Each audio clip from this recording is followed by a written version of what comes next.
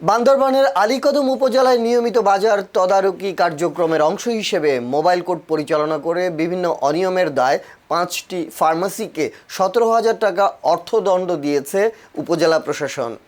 বুধবার 22 জুলাই উপজেলার সদর ইউনিয়নের আলীকদম চৌমুহনী মোড় ও বাস টার্মিনাল এলাকায় এই অভিযান পরিচালনা করেন আলীকদম উপজেলার নির্বাহী কর্মকর্তা ও এক্সিকিউটিভ ম্যাজিস্ট্রেট মঞ্জুর আলম।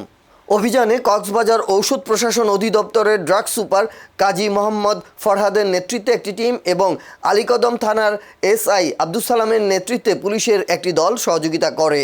মোবাইল কোর্ট আইন 2009 এবং ঔষধ ও কসমেটিক্স আইন 2023-এর 40 খ গ ধারা অনুযায়ী পরিচালিত অভিযানে বিভিন্ন অনিয়মের প্রমাণ পাওয়ায় আহমদিয়া মেডিকেল হলকে 2,000 টাকা, মেসার্স নোমান মেডিকোকে 1,500 টাকা, মেসার্স জসিম ফার্মাসিকে 1,000 টাকা, মেসার্স ইসলামিয়া ফার্মাসিকে 2,500 টাকা এবং বাস টার্মিনাল এলাকার মেসার্স মাতামহুরি মেডিকোকে 10,000 টাকা অর্থদণ্ড দেয়া হয়। এতে মোট 5টি ফার্মাসির কাছ থেকে 17,000 টাকা জরিমানা আদায় করা হয়।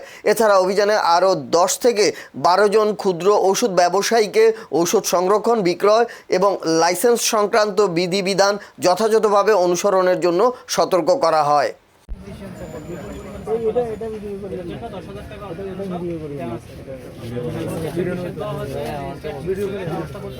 পরে দেখে অ্যামাউন্ট বলবে টোটাল 1.5 লাখ টাকা, আমি জরিমানা করবো 1,500 টাকা। আবার এটা নিয়ে আরেক কাহিনী দরকার নেই।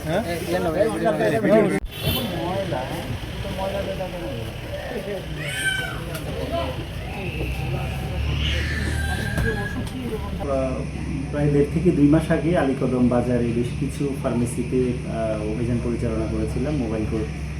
সেখানে আলীকদম সেনাজন ছিল, আমাদের আলীকদম থানার সদস্যরা ছিলেন। তো আজকে আমরা মূলত হাসপাতাল পাড়া যে এলাকাটা আছে, হাসপাতালের আশেপাশে এবং বাস টার্মিনাল এলাকায় মোবাইল কোর্ট পরিচালনা করি। তো আমরা মোট 5টা দোকানে মোবাইল কোর্ট পরিচালনা করি। মোট 5টা দোকানে 17,000 টাকা অর্থদণ্ড দেওয়া হয় তাদেরকে এবং তাৎক্ষণিক এটা আদায় করা হয়।